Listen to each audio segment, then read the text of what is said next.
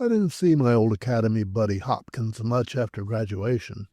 He shipped out to the Rigel frontier, while I opted for the diplomatic corps. Frankly, I was a little envious of Hopkins even before I learned that the majority of my own time would be spent sorting out delicate matters such as the incident when the Aldebaran Council forgot his favorite fort. Flying among the stars sounded much more fun. That all changed when I went to meet him at the spaceport bar on Kepler 2. His hand shook as he took another shot of the cheap local whiskey. I'd never seen a man so terrified in my entire life. I was careful not to make any sudden moves as I slipped under the stool beside him. "How are you, Hopkins?" I asked. "You look like you've seen a ghost. Well, several, actually."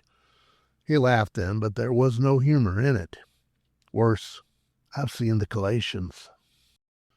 We'd first bumped into them just past Rigel, our consortium meeting their own territory, whatever they called it.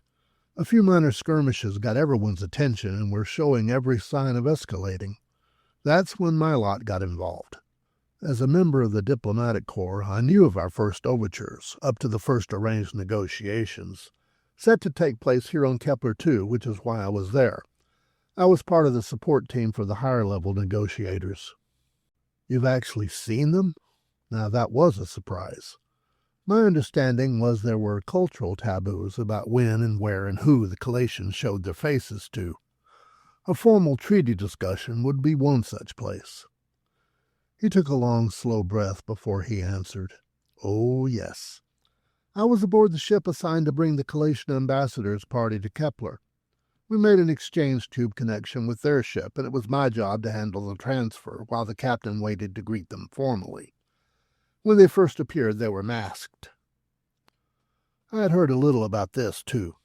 It's called a Soriac. They wear those things as a sign of respect. They'll take them off once the talks start." Hopkins smiled a very grim smile. During the transfer, one of them had trouble with his, or maybe it was her mask, I can't tell.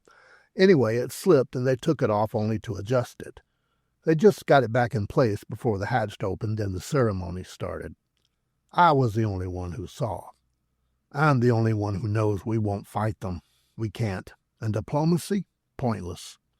It's already over, and the Calatians won. We're doomed." "Hopkins, tell me, what did you see?" He told me. I raced out of there, hailed a hoverflit, and reached the conference within minutes, but it was too late. I heard the first squeals from consuls and dignitaries alike before I even reached the hall.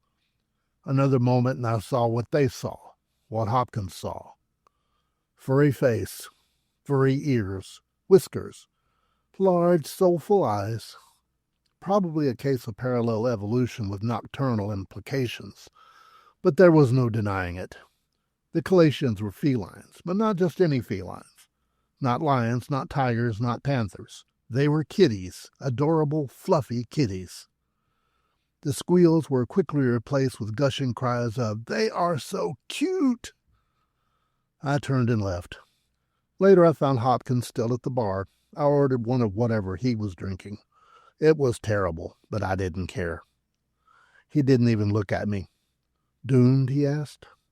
"Doomed," I confirmed. "So very, very doomed."